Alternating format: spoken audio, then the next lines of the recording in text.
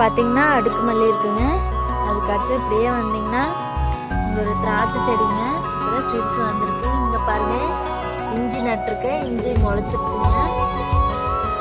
அப்புறம் இங்கே ஒரு கருவேப்பிலை செடி இருக்குங்க. இது வந்து ரோஸ் செடிங்க. பாருங்க ரோஸ் கீழே பார்த்தீங்கன்னா புதினா செடி இருக்குங்க.